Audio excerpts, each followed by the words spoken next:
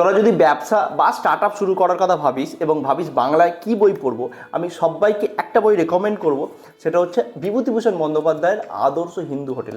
এর থেকে ভালো বই না বাংলায় হয়েছে না ব্যবসার উপর আমি কোনো বই পড়েছি এর থেকে ভালো। অনেক বই পড়েছি কিন্তু এর থেকে ভালো বাংলা বই, ইন্সপিরেশন, মোটিভেশন সব কিছু আছে। কি নেই এই বইতে?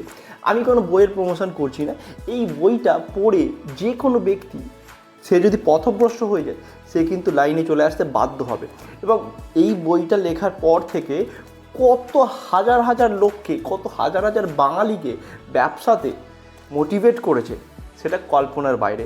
ইনফ্যাক্ট এই বইটা লেখার পর পশ্চিমবঙ্গের সব হোটেলের নাম হয়ে গেছিলো আদর্শ হিন্দু হোটেল। এখন তো অনেক ঝিকিমিকি নাম হয়েছে হোটেলগুলো, কিন্তু এই বইটাকে কত হাজার হাজার লোককে ইন্সপায়ার করেছে। আর এই বইয়ের যে প্রধান চরিত্র হাজারি, কি অসম্ভব সুন্দর তার মানে ক্যারেক্টারটাকে বিভূতিভূষণ বন্দ্যোপাধ্যায় এই বইয়েতে ফুটিয়ে তুলেছেন। যদিও বইটা ফিকশন, কিন্তু এই ফিকশন গল্পটা কত মানুষের জীবনকে নন ফিকশন দ্বারা সম্পূর্ণ করে দিয়েছে, সেটা কল্পনার বাইরে।